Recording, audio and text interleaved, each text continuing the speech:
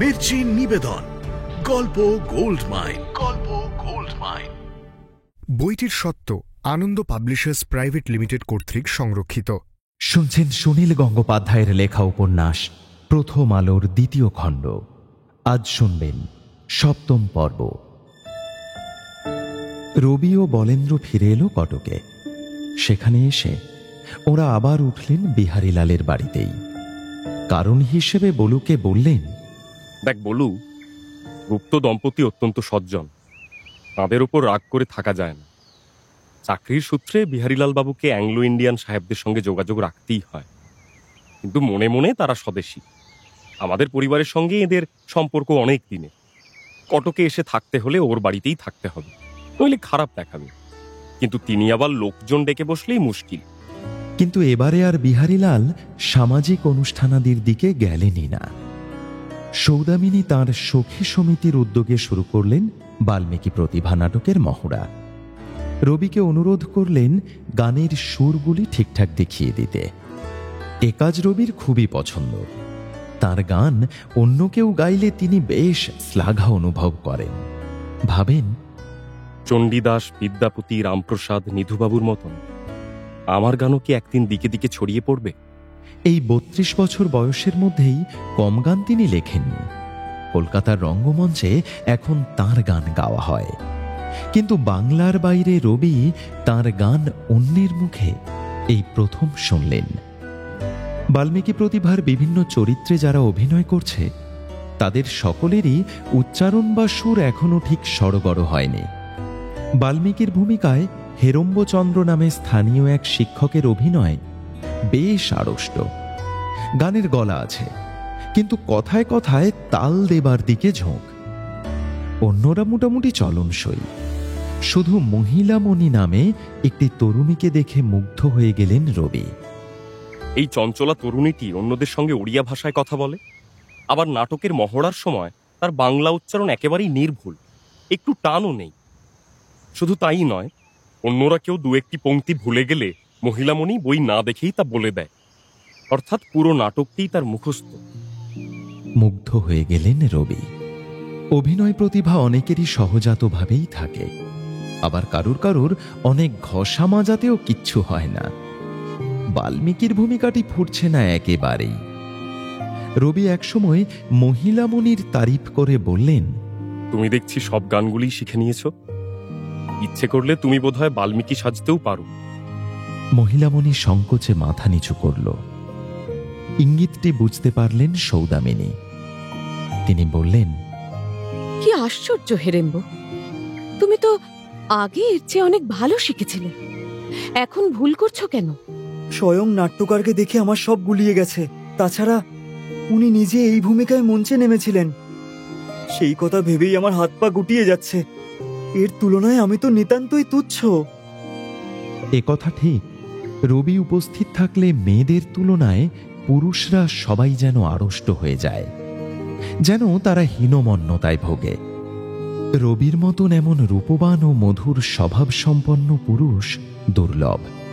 মেয়েরা তার দিকে মুগ্ধ দৃষ্টিতে চেয়ে থাকে। পুরুষদের মুখ ফ্যাকাশে হয়ে যায়।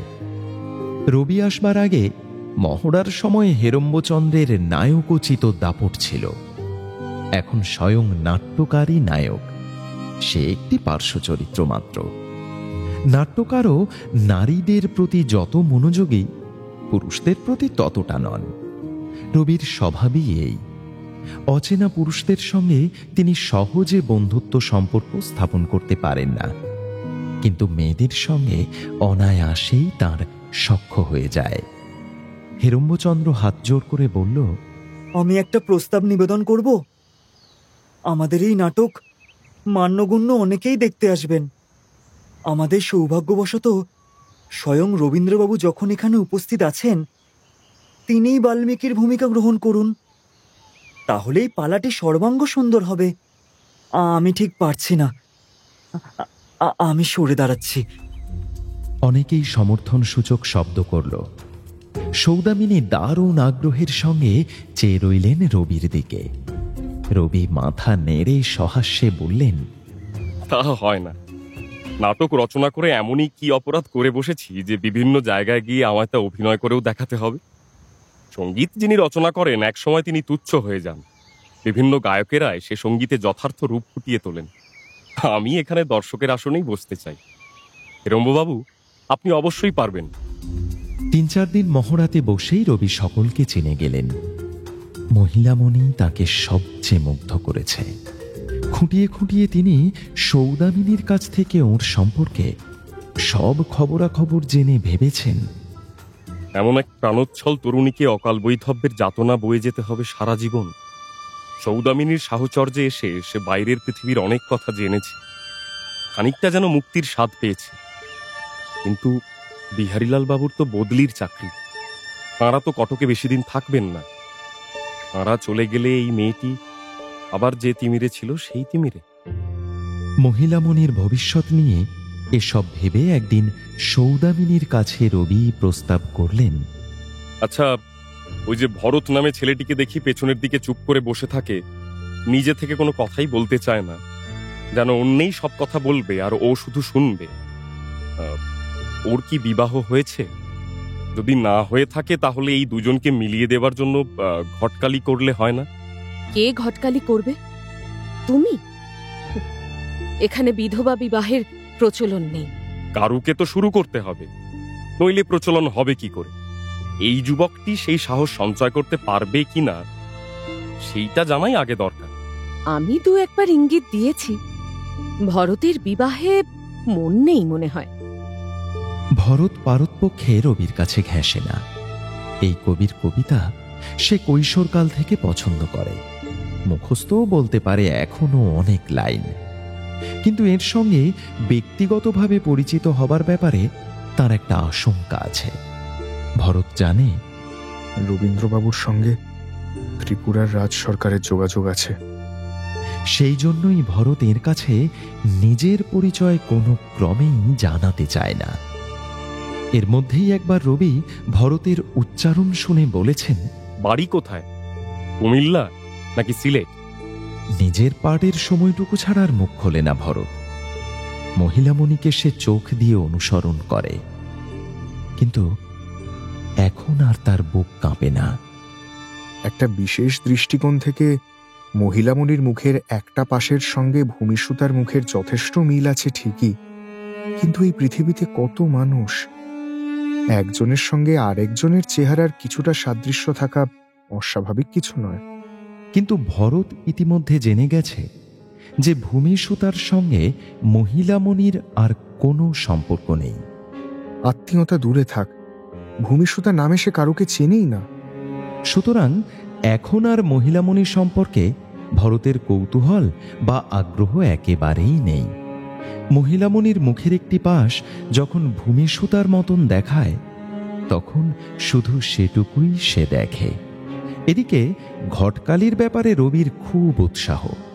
যেসব মেয়েরা নিছক অন্তঃপুরে আবদ্ধ থাকে না, স্বেচ্ছায় বেরিয়ে আসে, নিজস্ব কোনো গুণপনার পরিচয় দেয়, সেরকম কারুর সঙ্গে একবার পরিচয় হলে রবি তাদের একেবারে হারিয়ে ফেলতে চান না। তিনি চান তারা কাছাকাছি থাকুক, পরিচিত কারুর সঙ্গে বিবাহ হলে সংস্পর্শ থেকে যায়।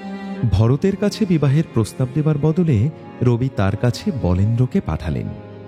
তিনি ভেবে দেখেছেন যে ভরত এখানকার একটি ব্যাংকের হিসাব রক্ষক, প্রেসিডেন্সি কলেজের ছাত্র, তাকে অন্য কাজে লাগানো যেতে পারে।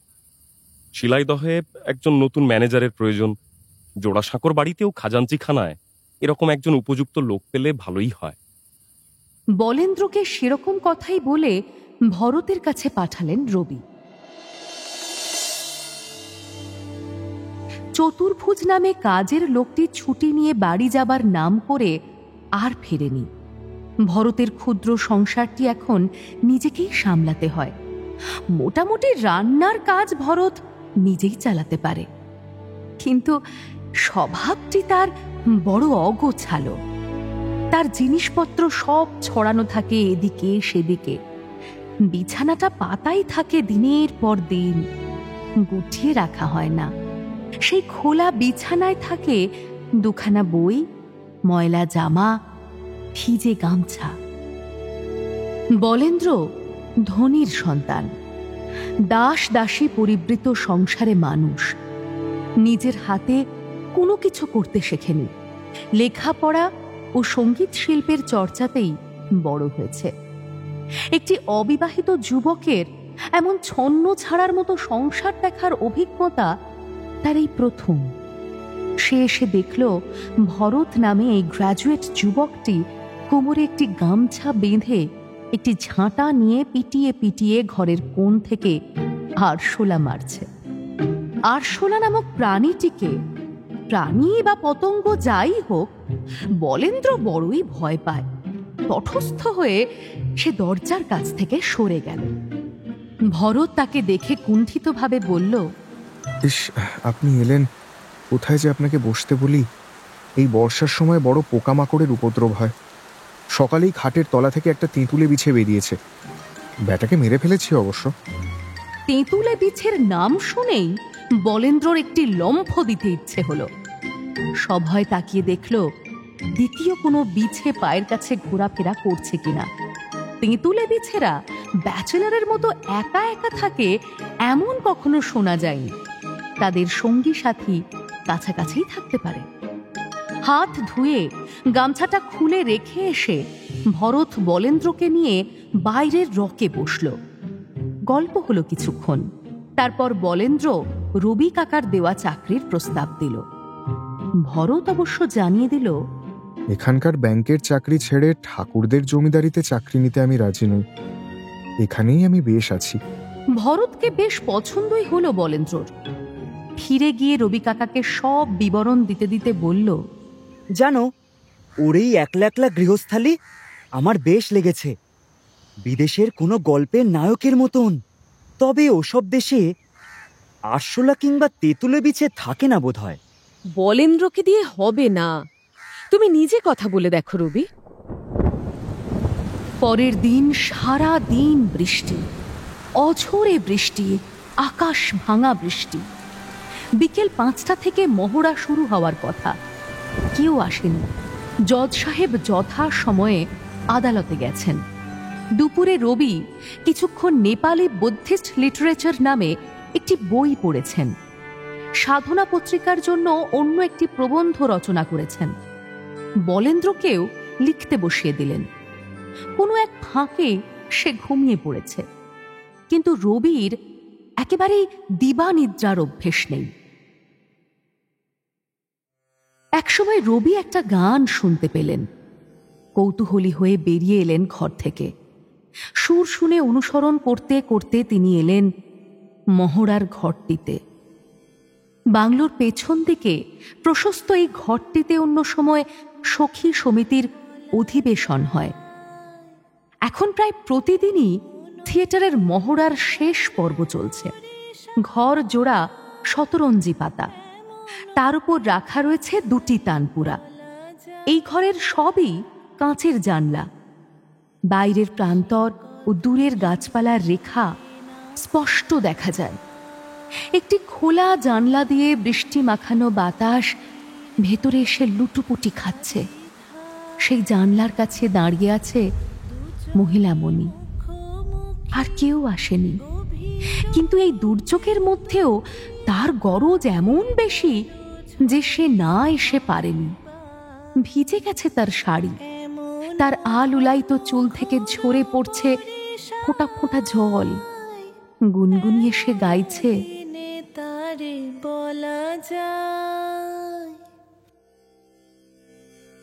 সেই কথা দূরে দাঁড়িয়ে রবি নিঃশব্দে শুনতে লাগলেন সেই গান। কোনো নিপুণ শিল্পীর আঁকা ভালো ছবি দেখলে যেরকম মুগ্ধতা বোধ হয়, কোনো উত্তম কাব্যের বর্ণনাংশ পড়লে যেমন হৃদয় উদ্বেল হয়ে ওঠে, সঙ্গীতরতা মহিলামণিকে দেখে রবিরও সেই রকম অনুভূতি হলো। এ যেন মেঘদূতের সেই বিরহী কান্তা মেঘের উদ্দেশ্যে জানাচ্ছে তার হৃদয় বেদনা। রবি আরো গভীর তৃপ্তি বোধ করলেন এই কারণে যে এই নায়িকাটি কালিদাসের রচনা উচ্চারণ করছে না, গাইছে তাঁরই রচিত গান। নিজের সৃষ্টির এমন মূর্ত রূপ দেখলে কোন স্রষ্টার না আনন্দ হয়। মহিলামণি হঠাৎ রবির উপস্থিতি টের পেয়ে মুখ নিচু করল। রবি বললেন, থামলে কেন? সম্পূর্ণ গানটা গাও। বেশ গাইছিলে। আর জানি না। আমি তোমায় শিখিয়ে দিচ্ছি, গাও। সমাজ সংসার মিছে সব, মিছে এ জীবনের কলরব। সমাজ সংসার মিছে সব, মিছে এ জীবনের কলরব। কেবলি আখি দিয়ে আখির সুধা পিয়ে, হৃদয় দিয়ে হৃদয় অনুভব। আধারে মিশে গেছে আর সব। শিল্পের এমনই নিঘোড় রহস্যময় টান যে এক এক সময় সত্যি যেন সমাজ সংসার সব তুচ্ছ হয়ে যায়। সেসবের কথা কিছুই মনে পড়ে না। এক মুগ্ধ রমণীর কণ্ঠে নিজের গান তুলিয়ে দিচ্ছেন এক কবি। বর্ষার সেই গানের সঙ্গে সঙ্গত করছে বৃষ্টিপাতের ধ্বনি। এখন শুধু এটাই সত্য, নাটকের দিন ক্রমশ এগিয়ে এলো। কিন্তু এই সময়ে এই নাটকটিকে উপলক্ষ করে কয়েকদিনের মধ্যেই একটা বেশ বড় নাটকীয় ঘটনা ঘটে গেল। অভিনয়ের দিনক্ষণ সব ঠিক হয়ে গেছে। মঞ্চ বাঁধা হচ্ছে বিহারীলালের বাড়িরই উদ্যানে। কটক শহরের বিশিষ্ট ব্যক্তিদের কাছে আমন্ত্রণ পাঠানো হচ্ছে। বলেন্দ্র মহা উৎসাহে মঞ্চ সাজাবার পরিকল্পনায় মেতে উঠেছেন। এমন সময় বিনা মেঘে বজ্রপাত। যেদিন পাত্রপাত্রীদের সাজসজ্জা পরে মহড়া হবার কথা, সেই দিন মহিলামণি এলো না। সৌদামিনী বললেন, নাটকের ব্যাপারে তারই সবচেয়ে বেশি উৎসাহ। প্রতিদিন সে সকলের চেয়ে আগে আসে, মাঝে মাঝে সে সারা দিনই এই বাড়িতে কাটায়। তবে কি সে অসুস্থ হয়ে পড়ল? একজন আর্দালিকে পাঠানো হলো মহিলামণির বাড়িতে। আর্দালি ফিরে এসে বিশেষ কিছু খবর দিতে পারল না। সৌদামিনী স্বামীকে এসে বললেন, শুনেছ, আর্দালি তো ফিরে এলো। মহিলামণি অসুস্থ কিনা তা জানা যায়নি। তাকে ওর বাড়ির একজন লোক শুধু বলে দিয়েছে যে মহিলামণি আসতে পারবে না। এরপর স্বয়ং বিহারীলাল গেলেন এবং ফিরে এলেন মুখ চুন করে। এসে বললেন, বুঝলে সৌদামিনী, এই নাটক বন্ধ করে দেওয়া ছাড়া আর কোনো উপায় নেই। মহিলামণিকে আর পাওয়া যাবে না, পাওয়া যাবে না। আর তাছাড়া ওর বদলে অন্য কোনো মেয়েকে এত তাড়াতাড়ি তৈরি করাও অসম্ভব। মহিলামণির বাবা সুদামচন্দ্র নায়ক একজন সম্পন্ন ব্যবসায়ী। শহরের অনেকেই তাকে চেনে। উপযুক্ত পাত্রের সঙ্গে কন্যার বিবাহ দিয়েছিলেন। কন্যার বয়স তখন 11 বছর। 2 বছরের মধ্যে মহিলামণির সেই স্বামীটি জলে ডুবে মারা যায়। ভরা বর্ষায় মহানদী নদীতে সে সাঁতার কাটতে গিয়েছিল। এর মধ্যে মহিলামণি একদিনও স্বামীর ঘর করেনি। স্বামীটিকে সে চিনতই না। তার সব সাদাহ্লাদ সারা জীবনের মতো ঘুচে গেল। এটা ওই মেয়ের নিয়তি। সকলেরই ধারণা পূর্বজন্মের কোনো পাপের জন্যই মেয়েরা অকালে বিধবা হয়। এ জন্মে শুদ্ধচারিণী থেকে সেই পাপ মোচন করতে পারলে পরজন্মে সেই স্বামীর সঙ্গেই মিলিত হওয়া যায়। সুদামচন্দ্র মেয়ের ব্যাপারে খুব কঠোর ছিলেন না। মহিলামণি বাড়িতে লেখাপড়ার সুযোগ পেয়েছিল, গান বাজনারও চর্চা করত। জজ সাহেব ও তাঁর পত্নীকে এখানকার সবাই খুব শ্রদ্ধা করে।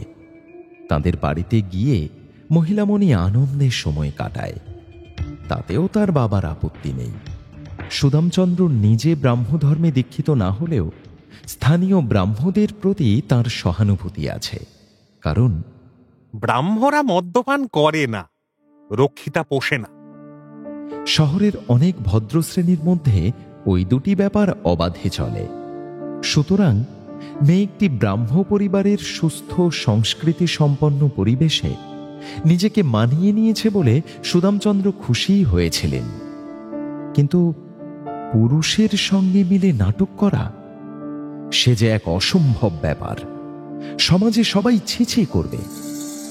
বিহারীলালের সামনে হাত জোড় করে সুদামচন্দ্র বললেন, জজ সাহেব, এই অনুরোধটা আমাকে করবেন না। জেনে শুনে আমার মেয়েকে আমি অধঃপতনের দিকে ঠেলে দেব? বিধবা মেয়ে মঞ্চে নাচবে, লোকে আমার মুখে চুনকালি দেবে।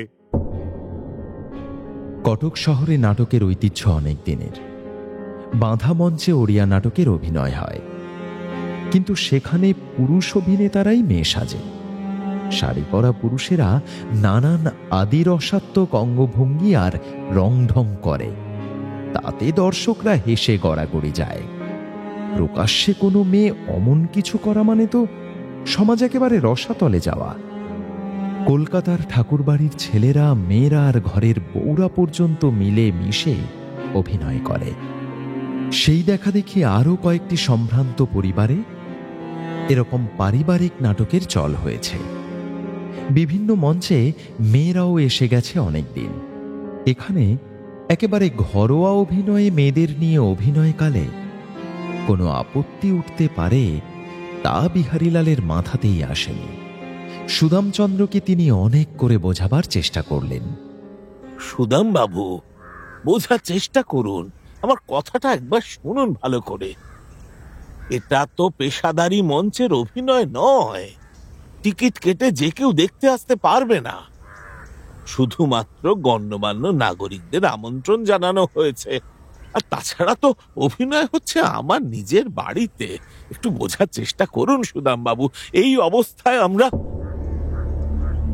কিন্তু সুদামচন্দ্র অনড়। বিহারীলাল ফিরে এসে সব বলাতে যেন দারুণ কোনো শোকের ঘটনা ঘটে গেছে। সবাই তেমনভাবে মুহ্যমান হয়ে পড়লেন। সবচেয়ে বেশি ভেঙে পড়লেন সৌদামিনী। তিনিই তো সকলকে শিখিয়ে পড়িয়ে তৈরি করেছেন। মহিলামণি তার নিজের হাতে গড়া। সৌদামিনী ঝাঁঝের সঙ্গে বলে উঠলেন, ওর বাবার অমন অন্যায় জুলুম করলেই বা আমরা মেনে নেব কেন? এত একটা গুণী মেয়ে, আমরা ওকে জোর করে নিয়ে আসতে পারি না? বিহারীলাল ম্লানভাবে হাসলেন। তিনি মহামান্য বিচারক হয়ে এমন একটা বেআইনি কাজ করবেন কিভাবে? রবি কোনো মন্তব্য করলেন না। এরকম কত মেয়ে হারিয়ে যায় এ দেশে। নিয়তি নির্ভর জাতি। এই নিয়তির বোঝা সরাতে না পারলে আলো আসবে কিভাবে? তিনি বলেন্দ্রর দিকে তাকালেন। অর্থাৎ এবার তল্পিতল্পা বাঁধতে হবে। এই নাটকের জন্য ওরা কলকাতায় ফেরা পিছিয়ে দিয়েছিলেন। সৌদামিনী আবার আপন মনে বললেন, ভরতের সঙ্গে যদি ওর বিয়ে হতো, কেমন সুন্দর মানাতো দুটিকে, তাহলে আর কেউ আপত্তিও করতে পারত না। সকলেরই তখন মনে হচ্ছে এটাই যেন সমস্যা সমাধানের একমাত্র পথ। অনেকে ঘিরে ধরল ভরতকে। দুটি মেয়ে তখনই চলে গেল মহিলামণির কাছে। তারপর কয়েকটি দিনের মধ্যেই দ্রুত পরিবর্তন হতে লাগল ঘটনার। বিহারীলাল তাঁর ওড়িয়া বন্ধুদের ধরলেন বিধবা বিবাহের ব্যাপারে সুদামচন্দ্রকে রাজি করাতে। বিদ্যাসাগর মশাই ওড়িশাতে মোটেই অপরিচিত নন। ফকিরমোহন সেনাপতি ঈশ্বরচন্দ্র বিদ্যাসাগরের জীবনচরিত অনুবাদ করেছেন বহুদিন আগে। পত্রপত্রিকায় বিধবা বিবাহ সম্পর্কে লেখালেখিও হয়। মহিলামণির আপত্তি নেই। ভরত আপত্তি জানাবার সুযোগই পেল না। সৌদামিনী নিজের মায়ের মতন তাকে স্নেহের ধমক দিতে লাগলেন বারবার। ভরত শেষ পর্যন্ত ঠিক করল, ভূমিসুতাকে তো আর পাবো না, হয়তো সে বেঁচেই নেই। তাহলে ভূমিসুতার মতন মুখের ডান পাশটা দেখতে এমন একটি মেয়েই হোক আমার জীবন সঙ্গিনী। এও যেন আংশিকভাবে ভূমিসুতাকে পাওয়া। মহিলামণি ও ভরত দুজনেই দীক্ষা নিল ব্রাহ্ম ধর্মে। ব্রাহ্মমতে সম্পন্ন হল তাদের বিবাহ। পরদিনই তাদের অভিনয়। কটকে যখন ভরতের বিয়ে হচ্ছে, প্রায় সেরকম সময়ই একটি স্পেশাল ট্রেনে মহারাজ বীরচন্দ্র মাণিক্য এসে পৌঁছলেন শিয়ালদা স্টেশনে। সঙ্গে পারিষদ এবং খিদমতগারদের বেশ বড় একটি দল। মহারাজের প্রধান দেহরক্ষী এখন মহিম ঠাকুর। তাকে কর্নেল পদে উন্নীত করা হয়েছে। সে মহারাজের স্নেহভাজন বয়স্যও বটে। 28 বছরের এই যুবা মহিম ঠাকুর সুঠাম দেহের অধিকারী, পড়াশোনাও করে যথেষ্ট। মহারাজ তার উপর অনেকখানি নির্ভর করেন। মহারাজের শরীর এখন প্রায়ই সুস্থ থাকে না। চিকিৎসার জন্য কলকাতায় আসতে হয়। ত্রিপুরার রাজপ্রাসাদেও অশান্তি লেগেই আছে। রাজ্যে আইন শৃঙ্খলা অনেকখানি প্রতিষ্ঠিত। ইংরেজ রাজপুরুষদের আধিপত্য ঠেকাবার জন্য চাণক্য সম ধুরন্ধর রাধারমণ ঘোষ বুদ্ধির খেলা চালিয়ে যাচ্ছেন, কিন্তু প্রাসাদের অভ্যন্তরে তিনি মাথা গলান না। মহারাজ একটু অসুস্থ হয়ে পড়লেই তাঁর উত্তরাধিকারের প্রশ্নটি মাথা চাড়া দিয়ে ওঠে। কুমার সমরেন্দ্র ও কুমার রাধাকিশোরের পক্ষ নিয়ে দুটি দল ভাগ হয়ে যায়। রাধাকিশোর অনেক আগেই যুবরাজের পদ পেয়েছেন। আমি যুবরাজ, সিংহাসনের ওপর আমার পরিপূর্ণ দাবি রয়েছে। কিন্তু মহারাজ ইচ্ছে করলে অন্য কারুকেও মনোনীত করতে পারেন। মহারাজের ব্যবহারে সেরকম একটা কিছু যেন প্রকাশ পায় মাঝে মাঝে। প্রথমা পত্নী ভানুমতির স্মৃতি তিনি এখনো ভোলেননি। ভানুমতির সেই স্বেচ্ছামৃত্যুর কথা তাঁর মনকে পীড়া দেয়। ভানুমতির প্রিয় সন্তান সমরেন্দ্রচন্দ্রকে সেই জন্যই তিনি কাছাকাছি রাখেন। সমরেন্দ্রচন্দ্রের আশা, পিতা শেষ পর্যন্ত আমাকেই সিংহাসনে বসাবেন। বীরচন্দ্র মাণিক্য দুই পুত্রের দাবি সম্পর্কে নিজে এখনো মৌখিকভাবে কোনো পক্ষপাতিত্ব দেখাননি। কিছুদিন রোগ ভোগের পর একটু সুস্থ হয়ে উঠেই মুচকি হেসে বলেন, আমি তো এবারেও মরিনি। মাত্র 59 বছর বয়স। যদি 100 বছর বাঁচি, ততদিন কে ধৈর্য ধরে থাকতে পারে দেখা যাক। মহিম ঠাকুরের কাঁধে ভর দিয়ে স্টেশন চত্বর দিয়ে হাঁটতে হাঁটতে মহারাজ বললেন, মহিম, আমার কাছে ত্রিপুরার চেয়ে বেশি প্রিয় স্থান আর কোথাও নেই। ত্রিপুরার বাতাসে আমার শরীর জুড়োয়, কিন্তু কলকাতায় এলেও বেশ ভালো লাগে। কলকাতার বাতাস বিশুদ্ধ নয়, দূষিতই বলতে পারো। রাস্তায় কত ধুলা, অনেক কলকারখানা গজিয়ে উঠেছে। সেগুলির চোঙা থেকে গল গল করে ধোঁয়া বেরোয়, তাতে চোখ জ্বালা করে। অনবরত ঘোড়ার গাড়ির শব্দ। তবু কলকাতায় এলে চাঙ্গা বোধ করি। কেন জানো? এখানকার বাতাসে মিশে আছে বহু বিদ্বান, জ্ঞানী, গুণী, কবি, সঙ্গীতজ্ঞ মানুষের নিঃশ্বাস। এমনটি আর ভূভারতে কোথায় আছে? তা ঠিক, কিন্তু মহারাজ, আপনার হাত এত ঘামছে কেন? ওইটাই তো আমার প্রধান রোগের লক্ষণ। শরীরের কলকবজায় কোথাও কিছু একটা গোলযোগ ঘটেছে। এখানে ওই যে এক নামজাদা ডাক্তার আছে, কি যেন নাম, মহিনলাল, তাই না? মহেন্দ্রলাল সরকারের কথা বলছেন?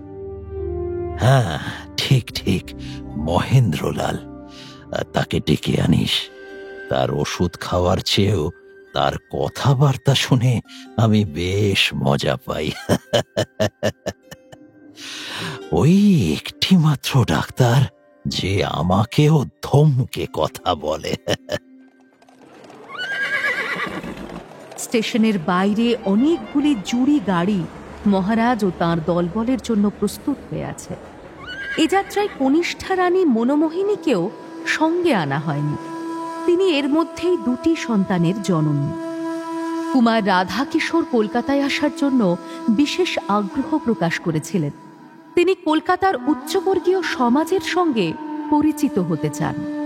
তার আসার ব্যবস্থা সব ঠিক ছিল, শেষ মুহূর্তে কোনো কারণে মহারাজ তাঁকে ত্রিপুরাতেই থাকতে বলেছেন। গাড়িতে ওঠার আগে মহারাজ একটুক্ষণ সামনের দিকে তাকিয়ে রইলেন। মনে মনে ভাবলেন, এই নগরী যেন সদাই ব্যস্ত, মানুষজন হাঁটে না, দৌড়য়। কোথায় যায়? এদের এত কিসের কাজ? এই তুলনায় ত্রিপুরায় জীবন কত শান্ত, ঢিলে ঢালা। কলকাতার মানুষ একে অপরকে ঠেলে ঠুলে ছুটছে, যেন জীবন যাপনের মধ্যে সর্বক্ষণই রয়েছে এক প্রতিযোগিতা। সার্কুলার রোডের বাড়িটিতে মহারাজ বীরচন্দ্র যখন প্রথমবার আসেন, তখন শশীভূষণ তাঁর সাড়ম্বর অভ্যর্থনার ব্যবস্থা করেছিলেন। এখন শশীভূষণ নেই, মহারাজও আসছেন ঘন ঘন, তাই সেরকম কিছু ঘটল না। মহারাজ এসেই ওপরে উঠে গেলেন বিশ্রাম নিতে। একেই তো শরীর সুস্থ নয়, তার উপর দীর্ঘ ট্রেন যাত্রার ক্লান্তি।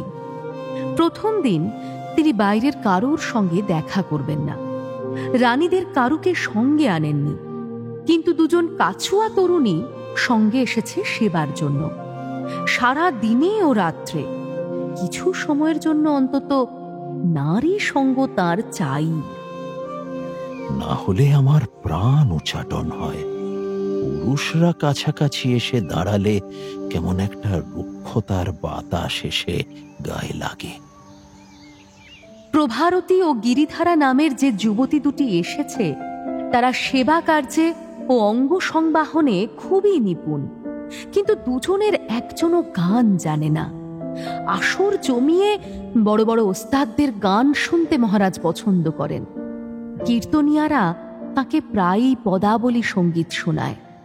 কিন্তু আমার বড় শখ, বিশ্রাম নেবার সময় শয্যায় শুয়ে শুয়ে আমি রমণী কণ্ঠের গান শুনব।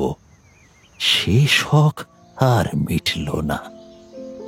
তার রানীরা কেউ গান জানে না। ত্রিপুরায় স্ত্রীলোকেরা গান বাজনার চর্চা করে না। মহারাজকে বিশ্রাম নেবার জন্য পাঠিয়েই বেরিয়ে পড়ল মহিম। কলকাতা শহর তার খুব পরিচিত, সেই শহরে থেকে পড়াশোনা করেছে। হেয়ার স্কুলে আমার সহপাঠী ছিল ঠাকুরবাড়ির ছেলে বলেন্দ্রনাথ। কলেজ স্ট্রিটে শ্রীহট্ট মেসে থাকার সুখস্মৃতিও আছে। সেই মেসের সহবাসীরা ত্রিপুরার ছেলে বলে আমাকে বিশেষ খাতির করত। আসলে সুরেন বারুজ্যের গরম গরম বক্তৃতা শুনে ছাত্রদের মধ্যে তখন রাজনৈতিক চেতনা জাগছে। ত্রিপুরা রাজ্য প্রত্যক্ষ ব্রিটিশ শাসনের বাইরে একটি স্বাধীন দেশ, সেজন্য সকলেরই কৌতূহল ছিল ত্রিপুরা সম্পর্কে। মহিম কলেজ স্ট্রিটের সেই মেসে গিয়ে পুরনো আমলের কাউকেই পেল না। আবাসিকরা সব নতুন তো বটেই, ম্যানেজার, ঠাকুর, চাকররাও বদলে গেছে। শুধু একজন দারোয়ান এখনো রয়ে গেছে। সে মহিমকে চিনতে পারল বলেই তার বড় আনন্দ হলো। সেখান থেকে সে গেল জোড়াসাঁকোর ঠাকুর বাড়িতে। খবর পেয়ে নেমে এলো বলেন্দ্র। মহিমকে দেখে আলিঙ্গন করল সাদরে। দুই কৈশোরের বন্ধু মেতে উঠল গল্পে। মহিম ছাত্র জীবনে এ বাড়িতে আগেও এসেছে। বলেন্দ্রর কাকা কবিবর রবীন্দ্রবাবুর সঙ্গেও পরিচয় আছে বিলক্ষণ। মহারাজ এই রবীন্দ্রবাবুকে খুব পছন্দ করেন। কলকাতায় এলেই তাঁকে ডেকে নেন। রবীন্দ্রবাবু এখন বাড়িতে নেই। মহিম বলেন্দ্রকে বলল, আর একদিন আমি নিজে এসে রবীন্দ্রনাথ বাবুকে আমন্ত্রণ জানিয়ে যাব। এরপর সে ডাক্তার মহেন্দ্রলাল সরকারের চেম্বারে গিয়ে একটা অ্যাপয়েন্টমেন্ট করে এলো। মহেন্দ্রলাল এলেন পরের দিন বিকেলে। কলকাতায় এসেই শরীরে বেশ অস্বস্তি বোধ করছেন মহারাজ বীর চন্দ্রমাণিক্য। তিনি শয্যা ছেড়ে আর ওঠেননি। ডাক্তারকে নিয়ে আসা হলো অন্দরমহলে। মহেন্দ্রলালের যা স্বভাব, দরজার সামনে কিছুক্ষণ গ্যাঁট হয়ে দাঁড়িয়ে ওয়েস্টকোটের পকেটে দুটি হাত দিয়ে ঘাড় ঘুরিয়ে ঘুরিয়ে দেখতে লাগলেন সারা ঘর। রোগীর চিকিৎসা করার আগেই কক্ষের মধ্যে অস্বাস্থ্যকর পরিবেশ দেখলে তিনি ধমক দিতে শুরু করেন। এখানে সেরকম কিছু পেলেন না, কিন্তু রোগীর দিকে কিছুক্ষণ তাকিয়ে থাকার পর তাকে বেশ অসন্তুষ্ট মনে হলো। একটা দীর্ঘশ্বাস ফেলে তিনি বললেন, হ্যাঁ। পালঙ্কের পাশে একটি চেয়ারে বসে তিনি মহারাজের একটি হাত ধরে নাড়ি দেখতে দেখতে বললেন, গতবারে আপনাকে যেমনটি দেখেছি তার চেয়ে আপনার স্বাস্থ্যের অবনতি হয়েছে। মুখের চামড়ার রং ভালো নয়। খুব অনিয়ম করছেন বুঝি? অনিয়ম কাকে বলে? বাপ ঠাকুরদারা যেরকম ভাবে জীবন কাটিয়েছেন আমিও সেইভাবেই কাটাই। বাপ ঠাকুরদার মতো? রাজা মহারাজাদের অনেক রকম বদ অভ্যেস থাকে শুনেছি। আপনার সেরকম কি কি আছে শুনি? তা কিছু কিছু আছে বটে। এমনকি আমার বাপ ঠাকুরদার যে সব দোষ ছিল না, আমার সেরকমও কিছু আছে। সেগুলি আগে বলি। বেশ, তাই শোনা যাক। রোগীর সম্পর্কে সবকিছু না জানলে চিকিৎসা করা যায় না। আমি কবিতা রচনা করি। হ্যাঁ, কবিতা লেখেন? কেন? কেন লিখি? মাথায় মাঝে মাঝে কবিতা এসে যায়, তাই না লিখে পারি না। এ তো ভারী অন্যায়, ভারী অন্যায়। একজন রাজার মাথায় কবিতা আসবে কেন?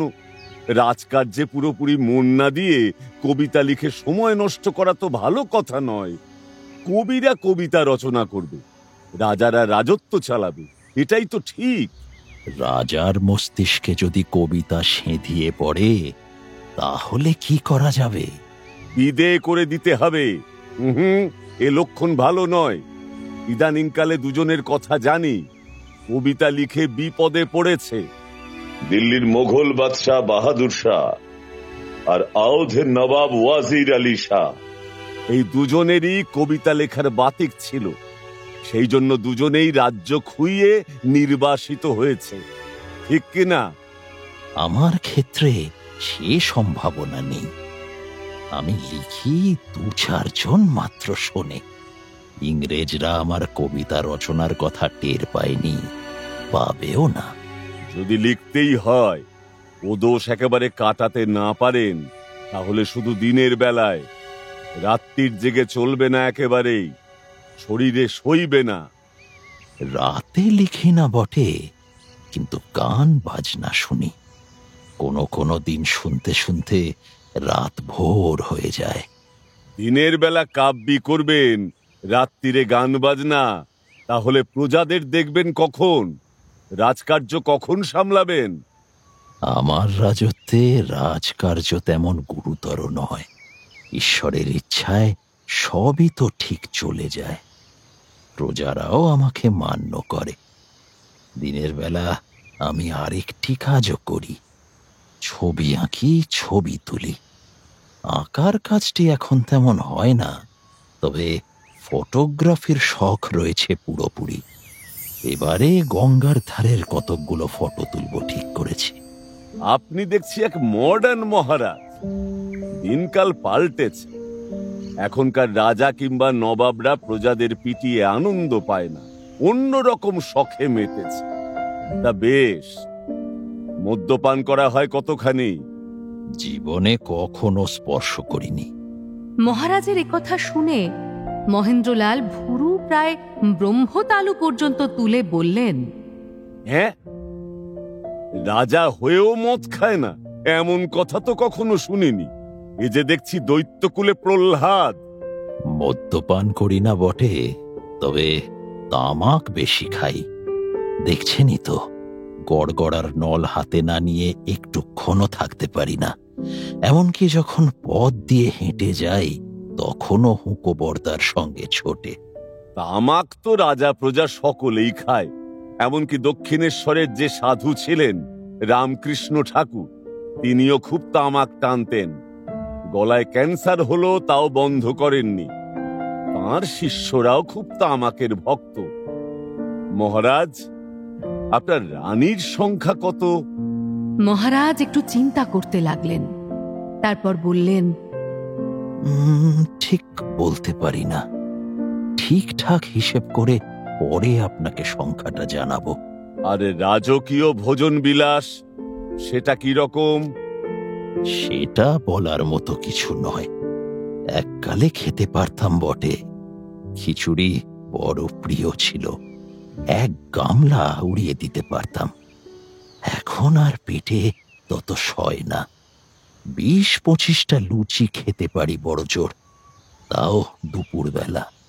রাত্রিরে 4টি গরম ভাত আর মাংসের জুস, একটা মাছের মাথা আর গোটা কতক সন্দেশ।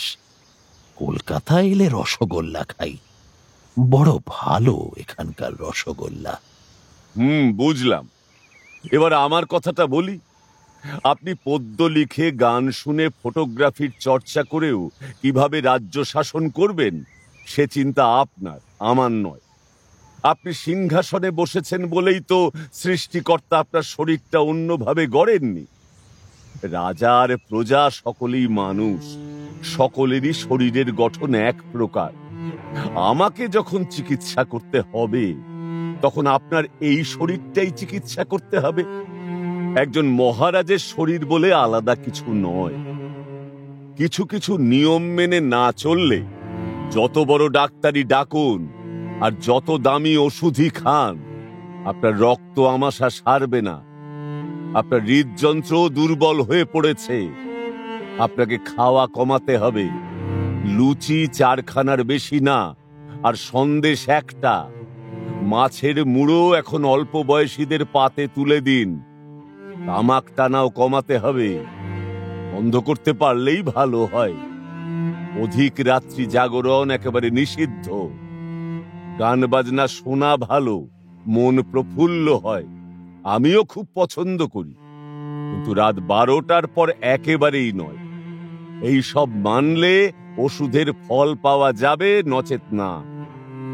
কোথাও বায়ু পরিবর্তনের জন্য যেতে পারলে ভালো হয়। ত্রিপুরা থেকে কলকাতায় এসেছি, এই তো বায়ু পরিবর্তন হলো। কলকাতায় হবে না। আপনার দেশে উঁচু কোনো পাহাড় আছে? সেখানে বরফ জমে? পাহাড় আছে অগুন্তি, কিন্তু তেমন উঁচু নয়। কোনো শৈল নিবাসে গেলে আপনার উপকার হতে পারে। দার্জিলিং কিংবা কার্শিয়াং যেতে পারেন, ঠান্ডায় আপনার উপকার হবে। কথাগুলো বলে উঠে দাঁড়িয়ে চলে যাবার জন্য উদ্যত হয়ে মহেন্দ্রলাল আবার বললেন, হ্যাঁ, ভালো কথা। আমি এখানে আসবো শুনে আনন্দমোহন বসু আমাকে বললেন, ত্রিপুরায় নাকি এখনো সতীদাহ হয়। ইংরেজের আইন আপনার রাজ্যে খাটে না। এখানে যারা বিধবা বিবাহের জন্য প্রচুর পরিশ্রম করছে, তারা আপনার দেশে সতীদাহ এ যুগেও চালু আছে শুনে খুব মনক্ষুণ্ণ হয়েছে। না না, ওই প্রথা ছিল এক সময়। আমি বছর কয়েক আগে তার রদ করে দিয়েছি। আপনি সিংহাসনে বসেছেন অনেক কাল আগে, তবু এতদিন চালু ছিল, হঠাৎ বদলাতে গেলেনি বা কেন? অনেক দিনের ধর্মীয় প্রথা বদলানো সহজ নয়।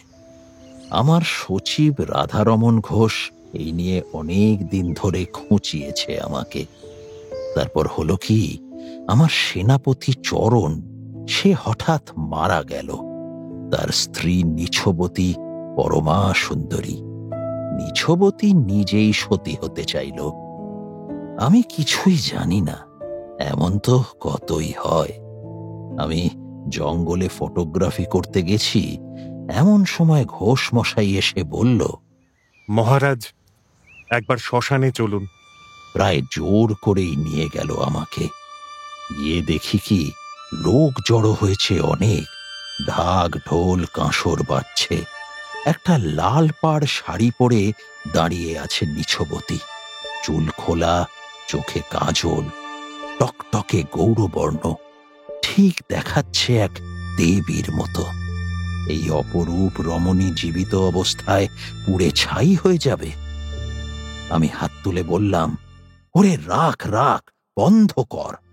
নিছবতী তবু মানতে চায় না, জ্বলন্ত চিতায় সে উঠবেই। তখনই আমি আদেশ জারি করলাম, আজ থেকে ত্রিপুরা রাজ্যে সতী হওয়া নিষিদ্ধ হলো। কেউ স্বেচ্ছায় সতী হতে চাইলেও আমার সেনা তাকে আটকাবে। তারপর আপনি সেই নিছবতীকে বিয়ে করে ফেললেন। আরে না না, একটি সুন্দরী রমণীকে দেখে আপনার মন গলে গিয়েছিল। ওই নিছবতী যদি এক কুৎসিত বুড়ি হতো তাহলে আপনি মুখ ফিরিয়ে চলে যেতেন, তাই না? এরপর মহেন্দ্রলাল কাছে এসে মহারাজের বাহুর চামড়া 2 আঙ্গুলে টেনে ধরে বললেন, একবার কল্পনা করুন তো, আপনার একখানা রানী মারা গেছে, তারপর আপনাকে জ্যান্ত অবস্থায় সেই চিতায় চড়ানো হয়েছে। সতীর পুংলিঙ্গ কি জানি না, আপনাকে পুরুষ সতী করা হলো। পটপট করে পুড়ছে গায়ের চামড়া, মাথার চুল জ্বলছে দাউ দাউ করে, গলে যাচ্ছে চোখ। ভাবুন তো একবার সেই অবস্থাটা। সতী, যত সব শয়তান বদ গুখেকর বাচ্চারা এই প্রথা চালু করেছিল, আপনার মতন লোকেরা সেই সব কুচরিত্রির পুরুতগুলোর কথায় নেচেছেন, তাদের মদত দিয়েছেন। মহারাজ স্তম্ভিতভাবে ডাক্তারটির দিকে তাকিয়ে রইলেন। তাঁর রাজ অঙ্গ এইভাবে স্পর্শ করার সাহস নেই কারোর। তাঁর সামনে এরকম দাঁত কিড়মিড়িয়ে আজ অব্দি কেউ কথা বলেনি। এটা ব্রিটিশ রাজত্ব। নিজের রাজ্যে কেউ এমন বেয়াদপি করলে তিনি তাকে জীবন্ত অবস্থায় মাটিতে পুঁতে মাথাটা কুকুর দিয়ে খাওয়াতে পারতেন। ব্যাগ গুছিয়ে নিয়ে মহেন্দ্রলাল বললেন, আমি যে সংযমগুলি পালন করতে বলেছি তা মানতে পারেন তো ভালো, আর যদি না মানেন তাহলে আর আমাকে কল দেবার দরকার নেই। শুধু ওষুধে কোনো কাজ হয় না।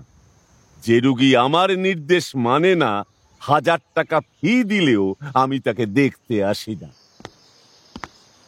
মহিম দাঁড়িয়েছিল দরজার কাছে। সে ডাক্তারকে এগিয়ে দিতে গেল। ওই অবস্থায় খানিকক্ষণ বসে থাকার পর মহারাজ বীরচন্দ্র মাণিক্য পালঙ্ক থেকে নামলেন। তার শরীরের রন্ধ্রে রন্ধ্রে ক্রোধের জ্বালা। নাগরা পায়ে দিয়ে তিনি পাইচারি করতে লাগলেন ঘরের মধ্যে। একটু বাদে তিনি উঁচু গলায় ডাকলেন, মহিম, মহিম। মহিম ছুটে এলো এদিকে। হাত জোর করে প্রণাম জানিয়ে বলল, কিছু আনতে হবে না। ওই হারামজাদা ডাক্তারটা আমাকে কিরকম কথা শুনিয়ে গেল দেখলি? এত সাহস! মহিম চুপ করে রইল। এই ডাক্তার বরাবরই দুর্মুখ, সবাই জানে। তবে এত বাড়াবাড়ি কখনো করেননি। বিশেষত 2 আঙ্গুল চিমটের মতন করে মহারাজের চামড়া টেনে ধরা। মহিম তখন শিউরে উঠেছিল। খাঁচায় বন্দি সিংহের মতন ঘরের মধ্যে ঘুরতে ঘুরতে মহারাজ বললেন, তোর কাছে পিস্তল ছিল না? তুই ওকে গুলি করে মারতে পারলি না? আজ্ঞে। ডাক্তার হয়েছে বলে ও যেন ধরাকে সরা জ্ঞান করে। এত বড় কলকাতা শহরে আর বুঝি ডাক্তার নেই? কত সাহেব ডাক্তার আছে, মাদ্রাজি ডাক্তার আছে। টাকা ছড়ালে ডাক্তারের অভাব? পায়চারি করতে করতে হঠাৎ এক জায়গায় থেমে গেলেন মহারাজ। ক্রোধের বদলে তাঁর মুখে এবার ফুটে উঠল বিস্ময়। তিনি বললেন, মহিম, একটা ব্যাপার লক্ষ্য করেছিস? কি মহারাজ? চোখ নেই, দেখতে পাস না? প্রায় 2 মাস ধরে আমি ভালো করে হাঁটতে পারি না, বুক ধড়ফড় করে। কাল সন্ধে থেকে আমি মাটিতে পা ফেলতেই পারিনি। কিন্তু এখন আমি কি করছি? নিজে নিজে হেঁটে বেড়াচ্ছি, কারোর কাঁধে ভর দিতে হচ্ছে না। হে বেটা, ডাক্তারের গুণ আছে বাবা, স্বীকার করতেই হবে। ওষুধ লাগলো না, শুধু কথা বলে বলেই আমাকে খাড়া করে দিলে। হ্যাঁ, এতক্ষণ তামাকও খাইনি। ওকেই বারবার ডাকবি, আসতে না চায় ধরে বেঁধে আনবি। তবে দেখিস, ও যখন আসবে আমার ঘরের আশেপাশে কেউ যেন না থাকে। ও বেটা যখন আমাকে অপমান করবে আর যেন কেউ তা শুনতে না পায়। আজও আমার সঙ্গে যেমন ব্যবহারটা করে গেল, সে কথা তুই যদি কারুকে বলিস, তোর জিভ টেনে ছিঁড়ে নেব। যা, এবারে একটু তামাক সাজতে বল। এরপর মহারাজ আপন মনে হাসতে লাগলেন। এরপর ক্রমশই বেশ সুস্থ হয়ে উঠতে লাগলেন মহারাজ বীরচন্দ্র মাণিক্য। শহরে তাঁর আগমন বার্তা প্রচারিত হয়ে গেল। অনেকেই তার কাছে প্রার্থী হয়ে আসে। বাইরের লোকের সঙ্গে তাঁর ব্যবহার বেশ মধুর। ধনী বা দরিদ্রের প্রভেদ করেন না। তাঁর দানের মধ্যে প্রকাশ্য অহমিকা নেই। দীনেশচন্দ্র সেন নামে এক নবীন গ্রন্থকার নিজের বই ছাপার খরচ পেয়েছে মহারাজের কাছ থেকে। কৃতজ্ঞতাবশত সে গ্রন্থখানি মহারাজের নামে উৎসর্গ করতে চায়। মহারাজ বিনম্রভাবে বলে উঠলেন, না না, তা আবার কেন, তা আবার কেন? রবীন্দ্রবাবুর কবিতা তিনি বরাবরই পছন্দ করেন। এবারও এই কবির নতুন কবিতা শুনে মুগ্ধ হলেন। চিত্রা নামে রবীন্দ্রবাবুর একটি নতুন কাব্যগ্রন্থ প্রকাশিত হয়েছে। বড় সরেশের কবিতাগুলি। রবীন্দ্রবাবু উচ্চবংশের সন্তান। তিনি মহারাজের কাছে কখনো কিছু চাইবেন না, কিন্তু মহারাজের কিছু দিতে ইচ্ছে করে। চিত্রা গ্রন্থখানি মহারাজ নাড়াচাড়া করতে করতে বললেন, এর বাঁধাই তেমন ভালো নয়। এমন উত্তম কবিতা সোনার জলে ছাপানো উচিত ছিল। চিত্র শোভিত করে মরক্কো চামড়ায় বাঁধালে এর উপযুক্ত হয়। রবির গ্রন্থগুলির প্রকাশক পাওয়া যায় না। নিজেদেরই ব্রাহ্ম মিশন প্রেসে ছাপা হয়। দাম কমাবার জন্য বাঁধাইয়ের যত্ন নেওয়া হয় না। রবিবাবু, আমার ইচ্ছে হয় আপনার যে কটি বই বেরিয়েছে সব একত্র করে একটি শোভন সংস্করণ প্রকাশ করি। আপনি কি বলেন? মহারাজের প্রস্তাব শুনে রবি সলজ্জ সম্মতি জানিয়ে বললেন, মহারাজ, আপনার আনুকূল্যে যদি একটি সমগ্র বৈষ্ণব পদাবলী প্রকাশ করা যায় তাহলে অনেকের উপকার হয়। পদাবলীগুলি এক একটি রত্ন, কিন্তু কত জায়গায় ছড়িয়ে আছে। এ তো অতি উত্তম প্রস্তাব। আপনি সংগ্রহ করতে লেগে যান।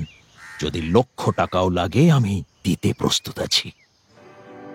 বৈষ্ণব পদাবলীর ব্যাপারেও রাধারমণের বিশেষ আগ্রহ। তিনি রবির সঙ্গে বসে গেলেন সম্পাদনার পরিকল্পনায়। মহিমের অনুরোধে কয়েকখানা গানও গাইলেন রবি।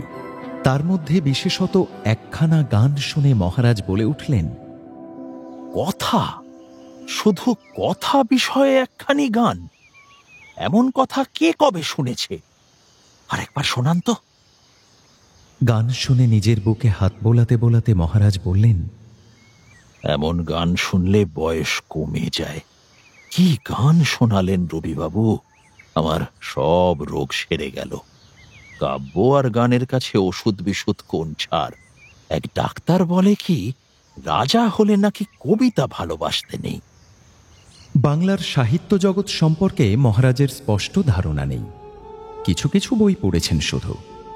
রবির প্রতিটি লেখা, প্রতিটি পত্রপত্রিকার খুঁটিনাটি খবর রাখেন। রবির সঙ্গে আলোচনা করতে করতে মহারাজ অনেক কিছু জেনে নেন। মহারাজ স্বয়ং কবিতা রচনা করেন। রবি তার কয়েকটি ভারতী কিংবা সাধনায় প্রকাশ করতে চেয়েছিলেন। মহারাজ কিছুতেই তাতে সম্মত হন না। তার যশের বাসনা নেই।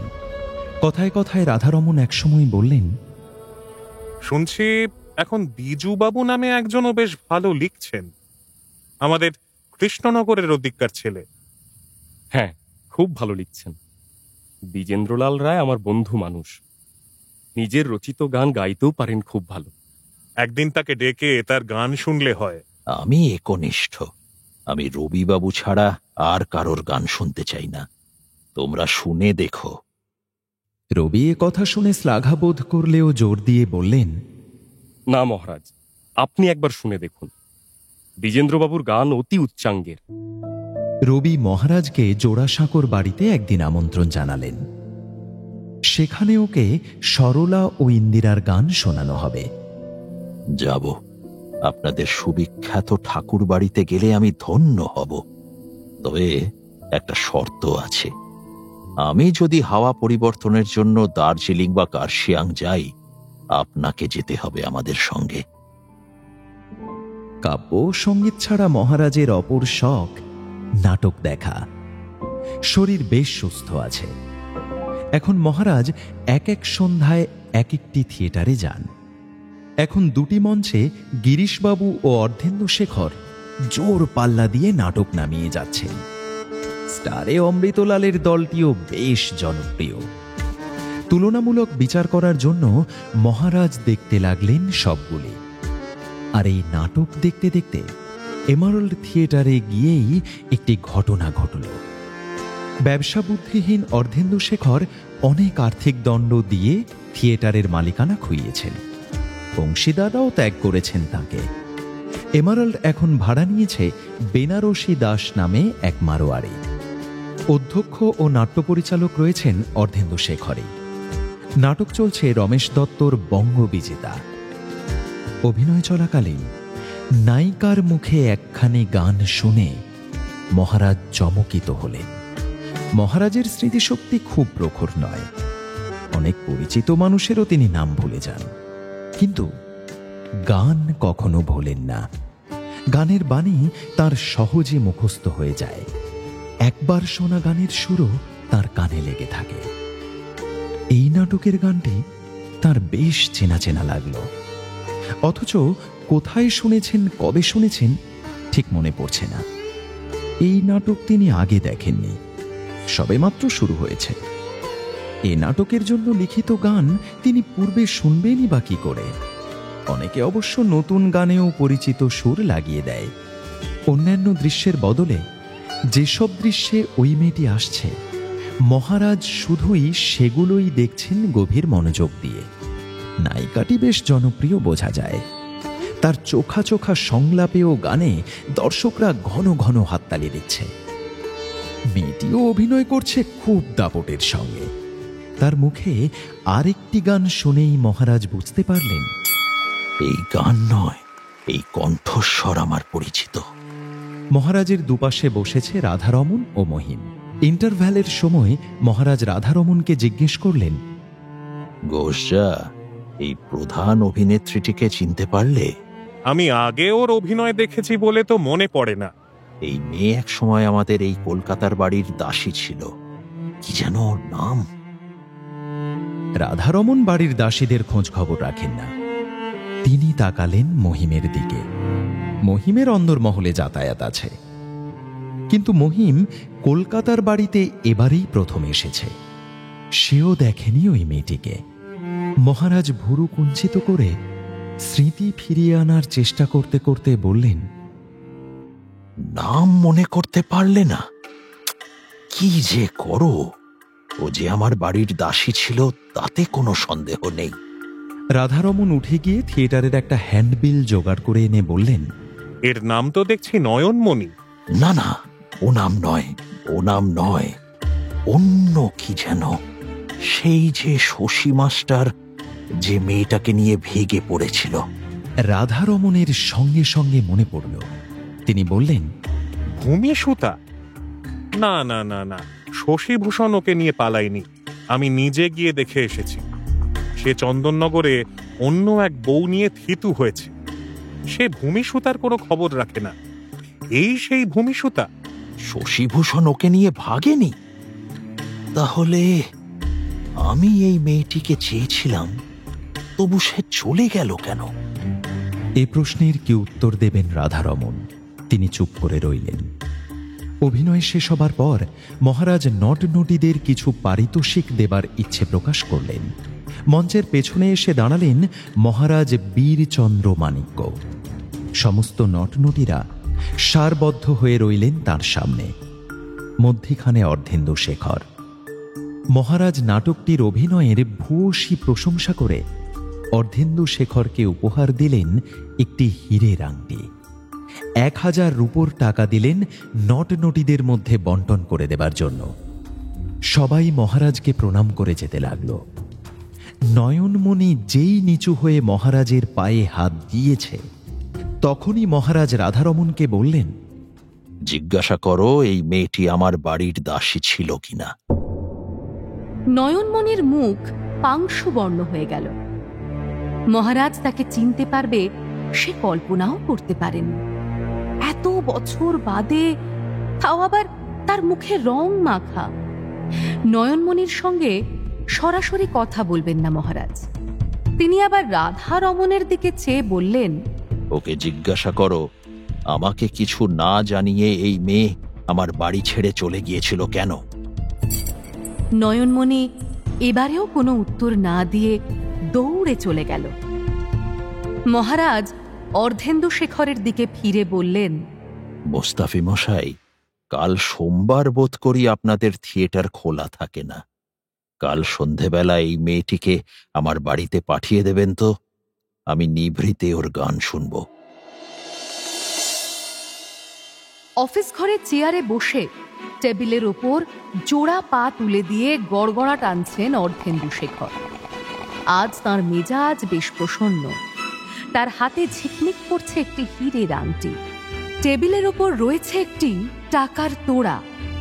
এই টাকাটার বড় প্রয়োজন ছিল। ইদানিং টিকিট বিক্রি আশানুরূপ নয় বলে থিয়েটারের মালিক বেনারসি দাস নটনটি কলাকুশলীদের পুরো মাইনে দেয় না। আগে অর্ধেন্দু শেখর যখন এমারেল্ড থিয়েটারের মালিক ছিলেন নিজে, তখন তিনি প্রায়ই তার সঙ্গী সাথীদের বেতনের অতিরিক্ত পারিতোষিক দিতেন। একদিন টিকিট ঘর থেকে এক মুঠো টাকা এনে তিনি কোনো সহকারীকে বলতেন, ওরে, আজ একটা খানা পিনার ব্যবস্থা কর। মাঝে মাঝে ফুর্তি না করলে কি আর অভিনয় জমে? এখন তিনি নিজেই বেতনভুক কর্মচারী। টিকিট ঘরের টাকা যথেচ্ছ খরচ করার অধিকার তার নেই। অথচ হিসেব বহির্ভূত টাকা খরচ করতে না পারলে তার মনটা ছটফট করে। আজকের এই 1000 টাকা স্বয়ং ভগবান যেন ত্রিপুরার মহারাজের হাত দিয়ে পাঠিয়েছেন। মালিকের কাছে এই টাকার হিসেব দিতে তিনি বাধ্য নন। অর্ধেন্দু শেখর সকলের মধ্যে সমবন্টনেও বিশ্বাস করেন না, কিংবা যেসব অভিনেতা অভিনেত্রীর বড় বড় ভূমিকা তাদের বেশি টাকা আর ছোটখাটো পার্শ্ব চরিত্রদের সামান্য টাকা, তাও না। বড় থেকে ছোট সকলেরই নারী নক্ষত্র জানেন তিনি। তিনি বোঝেন কার প্রয়োজন কতখানি। যার মাসিক বেতন 20 টাকা, সে আজ হঠাৎ অর্ধেন্দু শেখরের কাছ থেকে 40 টাকা পেয়ে আহ্লাদে আটখানা হলো। সেই রকমই একজন তো আনন্দের চোটে অর্ধেন্দু শেখরের পা জড়িয়ে ধরে ভেউ ভেউ করে কান্না জুড়ে দিল। আবার যার বেতন 50 টাকা, তার হাতে 15টি টাকা গুঁজে দিয়ে তিনি বললেন, জগা, তোকে তো যা দেব তার 1 পয়সাও বাড়িতে পৌঁছবে না। রামবাগানে গিয়ে বিলাসিনীর ঘরে খোলামকুচির মতন মালকড়ি ছড়াবি। যা, এই 15 টাকা নিয়েই আজ কাপ্তেনি করগে যা। মানুষকে দেওয়াতেই অর্ধেন্দু শেখরের আনন্দ। নিজের জন্য তিনি কিছু রাখতে চান না। হীরের আংটিটাও তিনি 2 দিন বাদে বিক্রি করে সেই টাকায় আবার কোনো বিপদাপন্ন সহকর্মীকে সাহায্য করবেন। একজনকে ডেকে ডেকে টাকা দিতে দিতে তোড়া প্রায় খালি হয়ে এসেছে। সেই সময় তিনি নয়নমণিকে ভেতরে আসতে বললেন। ঐতিহাসিক নাটকের রানীর সাজগোজ ছেড়ে নয়নমণি একটা 8 পৌরে শাড়ি পরে নিয়েছে। চুল পিঠের ওপর খোলা। রং তোলার জন্য সে অনেকক্ষণ ধরে মুখ ধুয়েছে। সেই সময় যে সে কান্নাও ধুচ্ছিল তা অবশ্য কেউ জানে না। অভিনয়ের সময় ছাড়া নয়নমণির অঙ্গে থাকে না কোনো অলংকার। মখমলের কাপড়ে মোড়া তোড়াটা টিপে দেখে অর্ধেন্দু শেখর বললেন, তোকে আমি কি দিই বলতো নয়ন? এ তো ফুরিয়ে এসেছে দেখছি। আরো কয়েকজনকে দেওয়া বাকি রয়ে গেল। আমাকে কিছু দিতে হবে না, আপনি বরং উদ্ধবদাকে কিছু বেশি দিন। গত সপ্তাহে ওর একটি ছেলে হয়েছে, বউয়ের শরীর ভালো নয় শুনেছি। উদ্ভব দাস? সে তো একটা হারামজাদা। 22 টাকা মাইনে পায়, তা দিয়ে আবার জুয়ো খেলে। কত নম্বর সন্তান হলো? 17টা নয়? পেটে ভাত জোটে না, তবু গন্ডা গন্ডা বাচ্চার বাবা হবার শখ। বউটাকে একেবারে মেরে ফেললে। আর বউটাও হয়েছে তেমনি, বছর বিউনি। উদ্ভবের এ নাটকে পাটও নেই। ওকে আমি 5 টাকার বেশি দেব না। আর একটু বেশি দিন, বাচ্চাটার দুধের বন্দোবস্ত করতে হবে। মায়ের বুকে দুধ নেই। জন্ম দেবার আগে সে কথা মনে ছিল না? 2 চক্ষে দেখতে পারি না এসব। আরে নয়ন, ওই উদ্ভবটা বুঝি তোকে ধরেছে? তোকে দিয়ে কওয়াচ্ছে? সবাই জানে তো তোর দয়ার শরীর। আমি না দিলেও তুই নিজের থেকে ওকে দিয়ে দিবি। তুই নিজের জন্য কোনো দিন কিছু চাস না, আমি দিতে গেলেও নিবি না।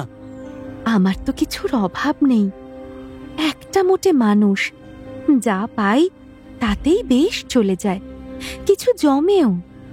তোকে 2-10 টাকা দেবার কোনো মানে হয় না। তোকে বরং তুই তুই এই আংটিটা নে। অর্ধেন্দুশেখর মহারাজের দেওয়া আংটিটা দেখাতেই জিভ কেটে একটু পিছিয়ে গিয়ে নয়নমণি বলল, না না, ওটা আমি নেব কেন? মহারাজ আপনাকে দিয়েছেন।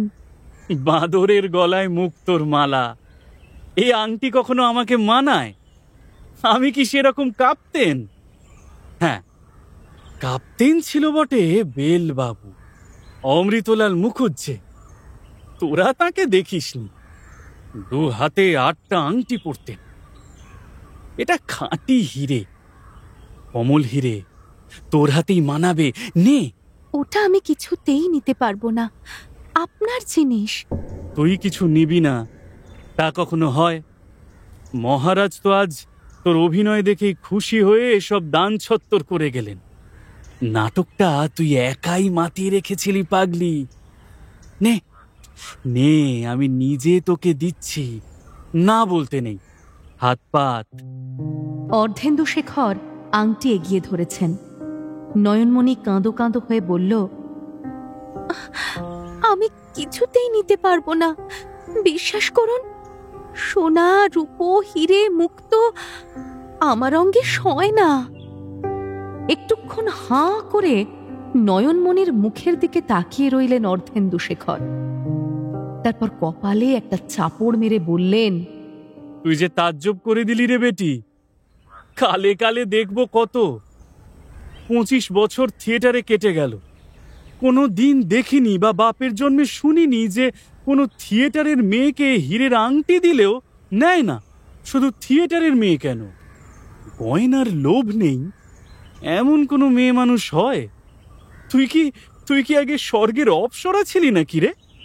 না, আমি সামান্য দাসী ছিলাম। হ্যাঁ, মহারাজের মুখে তা শুনলাম বটে। তা দাসীরই তো কত কদর। মহারাজ আবার তোর গান শুনতে চেয়েছেন, দেখবি হয়তো খুশি হলে তোকে একটা গজমুক্তোর মালা পরিয়ে দেবেন। তখন কি তুই ফেরত দিতে পারবি? আমি আপনার সামনে একটু বসবো? হ্যাঁ, বস বস।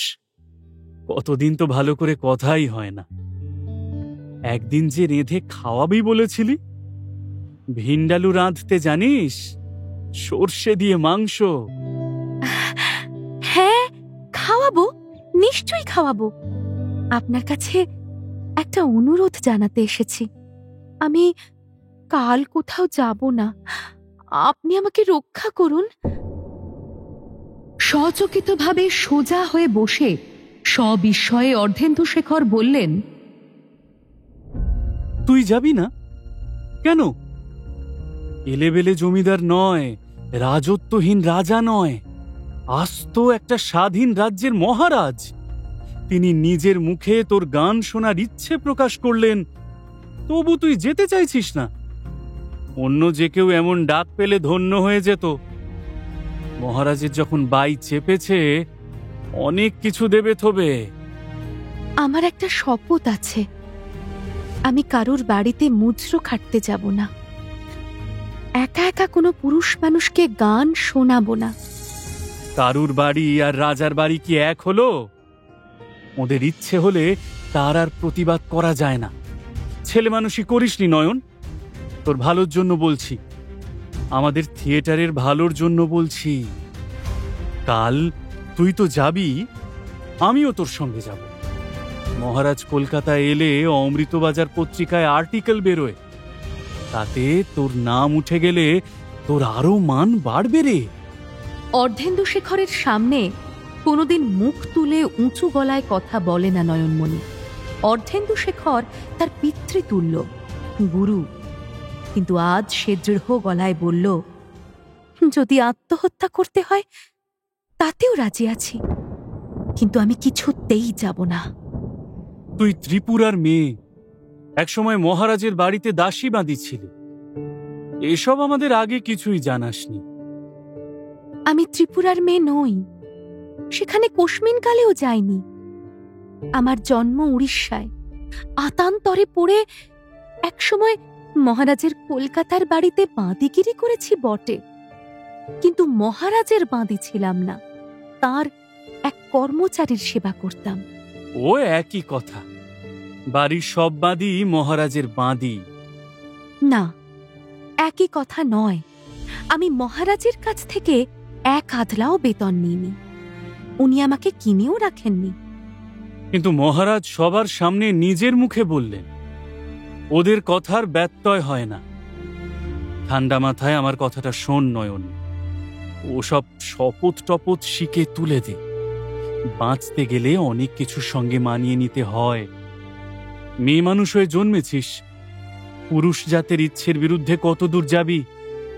তাও মহারাজ বলে কথা, উনি যদি ক্রুদ্ধ হন, পুলিশে এত্তালা দিলে তোকে ধরে নিয়ে যেতে পারে। উনি যদি বলেন তুই ওর বাড়ি থেকে হিরে জহরত চুরি করে পালিয়ে এসেছিস, তখন কি পুলিশ তোর কথা বিশ্বাস করবে? ওদের কত ক্ষমতা, ইচ্ছে করলে আমাদের থিয়েটারটা ধ্বংস করে দিতে পারেন। একেই তো টিম টিম করে চলছে। ওসব আমি বুঝি না। পুলিশে ধরে নিয়ে গেলে জেল খাটবো, তবু ওর কাছে আমি যাব না। এজন্য আপনি যদি আমাকে থিয়েটার থেকে তাড়িয়ে দিতে চান, তাও দিন। তোর এতখানি জেদের কারণ তো আমি বুঝছি না। তবে কি তোর পাখা গজিয়েছে? এইবার উড়বি, তাই না? তোর নাম ডাক হয়েছে, তোর জন্য এখন টিকিট বিক্রি হয়। তোকে আমি শিখিয়ে পড়িয়ে এই জায়গায় এনেছি, এখন অন্যরা তোকে নিয়ে টানাটানি করবে, এটাই তো স্বাভাবিক। থিয়েটারের জগতে এটাই নিয়ম। আমি জানি স্টার তোকে চাইছে, মিনার্ভাও তোকে বাগাবার জন্য দালাল লাগিয়েছে। আমি এখন ফুটো জাহাজ, আমার হেনস্থা দেখে সবাই হাসবে। আমার দলের লোকেরা আমায় লাথি মেরে একে একে সবাই চলে যাবে। তুই সেটা শুরু করলি, তুই পথ দেখালি। আমি আপনাকে ছেড়ে যাওয়ার কথা স্বপ্নেও ভাবিনি, বরং আমি থিয়েটার একেবারে ছেড়ে দেব। তবু আমি অন্য কোথাও যাব না। আপনি আমায় অবিশ্বাস করলেন, এর চেয়ে আমার বুকে একটা ছুরি বিঁধিয়ে দিলেও কম কষ্ট হতো। ওসব ঢঙের কথা রাখ। দেখলাম তো কত জীবনে বেশ্যাপাড়ার মাগিগুলো থিয়েটার করতে এসে শেখানো ডায়লগগুলোর কিছুই মানে না বুঝে তোতা পাখির মতন মুখস্থ বলে। ও মা, 2-3 বছর কাটতে না কাটতেই সেই ভাষায় কথা বলতে শুরু করে। কাল তুই যাবি কিনা বল? না, আমি পারবো না। তবে তোকে সাফ সাফ জানিয়ে দিচ্ছি, মহারাজ 1000 টাকা দিয়ে গেলেন, হীরের আংটি দিলেন। আমার লোকেরা কটা দিন খেয়ে বাঁচবে। এরপর তার সামান্য একটা অনুরোধ রাখতে পারবো না? এত অকৃতজ্ঞ আমি হতে পারবো না। থিয়েটারের গাড়ি কাল বিকেলে তোর বাড়িতে যাবে। তুই যদি সে গাড়ি ফিরিয়ে দিস, তাহলে আমি নিজে গিয়ে মহারাজকে জানিয়ে আসবো যে তুই আমার কথার অবাধ্য হয়েছিস। তোর সঙ্গে ইমারেল্ড থিয়েটারের কোনো সম্পর্ক নেই। অর্ধেন্দু শেখরের কথা শেষ হতে নয়নমণি হাত জোড় করে বলল, আমি আপনার কাছ থেকে কোনোদিন কিছু চাইনি। একবার শুধু আমাকে এইটুকু ভিক্ষা দিন। আমাকে শপথ ভাঙতে বলবেন না। ছিলি রাজবাড়ির দাসী, তোর এত জেদ হলো কি করে? এখন যা, বাড়িতে গিয়ে ভালো করে ঘুমো। কাল সকালে ভালো করে ভেবে দেখলেই বুঝবি আমি যা বলছি ঠিকই বলছি। বড় মানুষদের হটিয়ে থিয়েটার চালানো যায় না। নয়নমণি পিছন ফিরে আস্তে আস্তে চলে গেল। অর্ধেন্দু শেখর এক দৃষ্টিতে তাকিয়ে রইলেন তার দিকে। এ মেয়েটার রহস্য তিনি কিছুতেই বুঝতে পারছেন না। নিজের মনে ভাবতে লাগলেন, কি অপূর্বর শরীরের গড়ন, ক্ষীণ কোমর, গুরু নিতম্ব, পিঠের দিকটা ত্রিভুজাকৃতি। ওর চলার একটা ছন্দ আছে, গ্রীবা উন্নত করে হাঁটে। নাচে গানে ওর জুড়ি নেই। সাধারণ কথাবার্তায় ওর বেশ বুদ্ধির পরিচয় ও পরিহাস জ্ঞান আছে। এমন এক বরবর্ণিনী পুরুষদের এড়িয়ে চলে কেন? খবর পাই যে অনেক ধনবান যুবকই ওর পেছনে ঘুরঘুর করে, কিন্তু নয়নমণি পাত্তা দেয় না কারোকেই। থিয়েটারের কোনো পুরুষকেও ও বাড়িতে যেতে দেয় না কেন?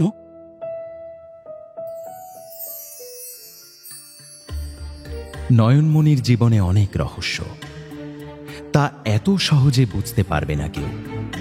বুঝতে পারবে না কেন সে মহারাজকে এড়িয়ে যেতে চাইছে।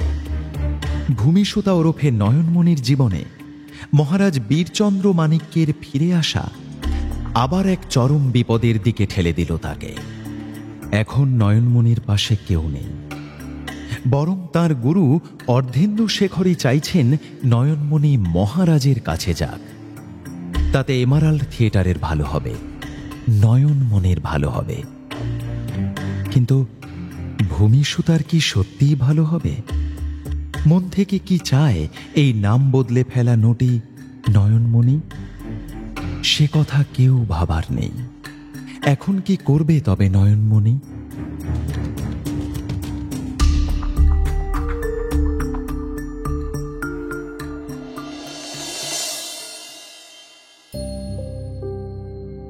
শুনলেন সুনীল গঙ্গোপাধ্যায়ের প্রথম আলো।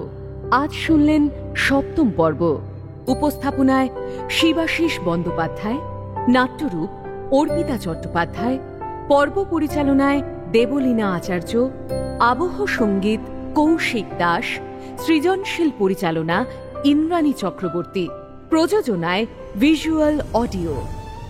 গল্প পাঠে স্পন্দন দাস এবং দেবশ্রী মুখার্জি, রবি সৌমেন চক্রবর্তী, সৌদামিনী জৈত্রী ব্যানার্জি, ভরত মির্চি অগ্নি, বলেন্দ্র কুশল ভট্টাচার্যী, মহিলামণি অধ্যায় সাহা, বিহারীলাল রূপন দাশগুপ্ত, মহারাজ ইন্দ্রনীল ভাদুরী, ডক্টর মহেন্দ্রলাল নরেন ভট্টাচার্যী, রাধারমণ সৌনক সান্যাল, অর্থেন্দু কার্তিক ঘোষ, নয়নমণি দেবশ্রী এবং অন্যান্য শিল্পীরা।